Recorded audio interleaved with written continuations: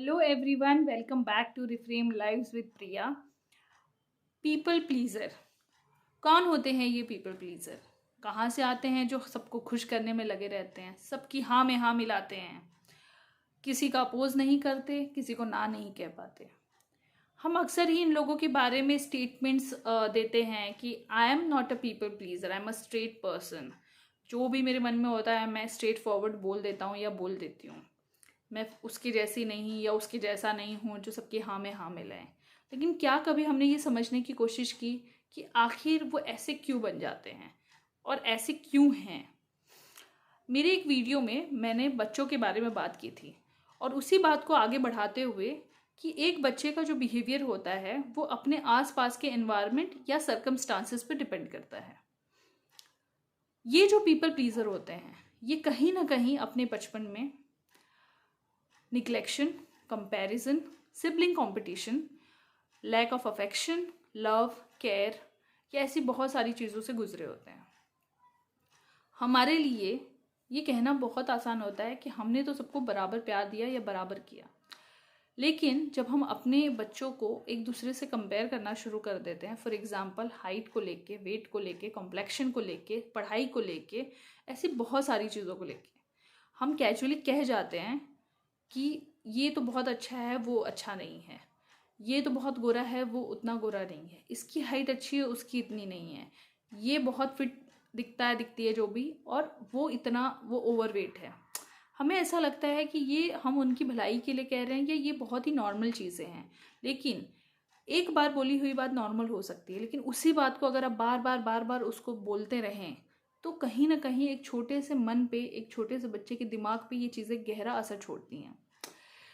उनके अंदर कहीं ना कहीं एक इन्फीरियरिटी की भावना आ जाती है, जिससे उनको ये लगता है कि वो किसी काबिल नहीं है, उनके अंदर कोई खास बात नहीं है, जिसकी वजह से लोग उनसे प्यार नहीं करते या उनको उतना अपनापन नहीं देते। और फिर इसी प्यार और अपनेपन की एक्सेप्टेंस की तलाश में वो लोग हर आसपास के लोग को खुश करना शुरू कर देते हैं। उनको ये लगता है कि अगर मैं इनके हाँ में हाँ मिलाऊं या इनकी बातों को मानूं, सुनूं, तो ये मुझे अप्रिशिएट करेंगे, एडमायर करेंगे, और इसी चीज़ों में वो अपनी खुद की क्षमताओं को भूलने लगते हैं। कई बार ये चीज़ें बहुत अच्छी भी साबित होती है। जैसे कुछ बच्चे होते हैं जो अपने आप को फिर प्रूफ करने के लिए पूरी तरह से स्टडीज़ में, एक्स्ट्रा करिकुलर एक्टिविटीज़ में, हर चीज़ों में अपने आप को झोंक देते हैं। उनको लगता है कि नहीं, इन्होंने ऐसा कहा ना तो मुझे अपने आप को प्रूफ करके दिखाना है। लेकिन इन चीज़ों के साइड इफ़ेक्ट्स भी बहुत गहरे होते हैं।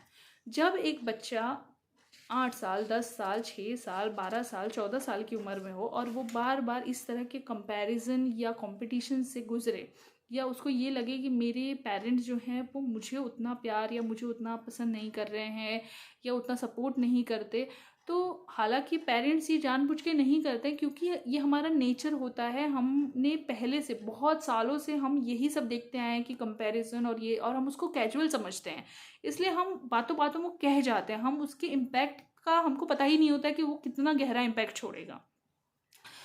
जब एक बच्चा इस तरह की चीज़ें करता है और उसको वो अफेक्शन मिलना शुरू हो जाता है, उसको लोग अप्रिशिएट करते हैं, लोग उसको एडमायर करने लगते हैं, हाँ हाँ तुम, अरे वाह ये तो बहुत अच्छा है, ये तो बहुत ये है, पर बहुत, तो उसको ये लगता है कि ये बहुत अच्छी चीज़ है, इसी को करने से अगर लोग मुझे पसंद कर रहे हैं तो मैं ये काम क्यों ना करूँ।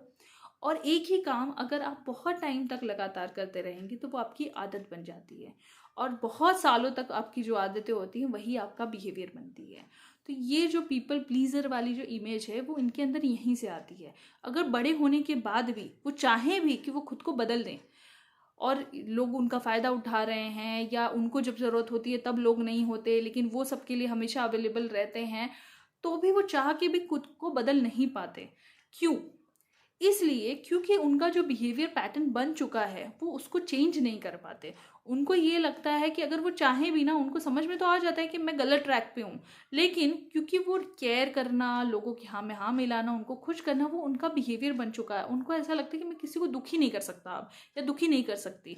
इस वजह से वो उसी पैटर्न को फॉलो करते रहते हैं।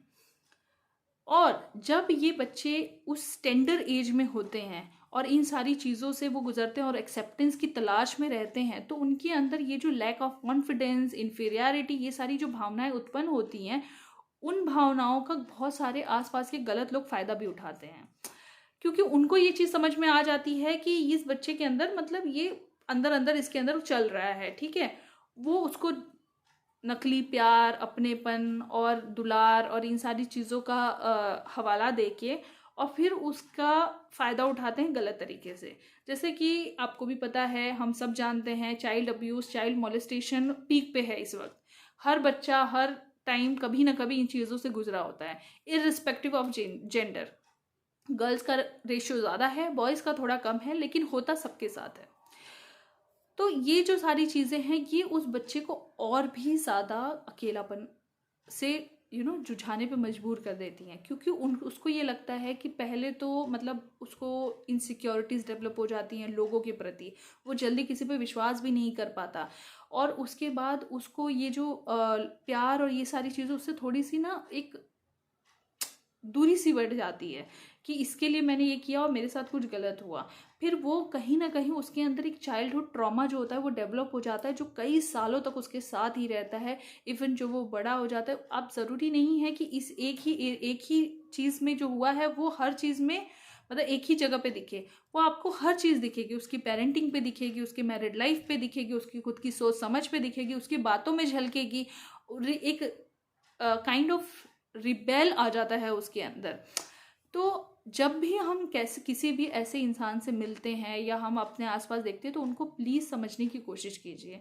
आप उनके लिए जजमेंटल मत बनिए, उनको प्यार अपनापन दीजिए, हो सके तो वो भी बिना मतलब के, ताकि अगर उनकी लाइफ में ऐसा कुछ हुआ हो या हो रहा हो जो वो किसी से शेयर ना कर पा रहे हो, तो एटलीस्ट वो आपसे शेयर कर पाएँ, क्योंकि sharing is actually a very good caring. तो जब भी ऐसा कोई आपको बताता है, उसका मन हल्का होगा, तो वो फ्री फील करेगा, आप उसको गाइड कर पाएंगे। तो कम से कम एक ऐसा बंदा ज़रूर होना चाहिए हर बच्चे के साथ, जो उसके साथ इतना अच्छा बॉन्ड बना के चले कि अगर बच्चे को कभी कोई तकलीफ़ हो, कोई दुख हो, या कहीं भी वो किसी भी गलत माहौल से गुजरा हो, तो वो आपसे ज़रूर शेयर कर सके, ताकि आप उसे गाइड कर सकें, ना कि वो इसी चीज़ में घुटता रहे और वो ऑल ऑफ सडन उसको एक ट्रॉमेटिक जोन में छोड़ दे। तो आई होप कि आज से किसी भी पीपल प्लीजर को देखकर या लोगों के हाँ में हाँ मिलाने वाले को देखकर आप जजमेंटल नहीं बनेंगे, बल्कि उसकी पूरे दिल से मदद करने की कोशिश करेंगे, ताकि वो इस अपने बिहेवियर से बिना किसी गिल्ट के उठ के बाहर आ सके और अपनी ज़िंदगी को अच्छी तरीके से जी सके। Thank you so much.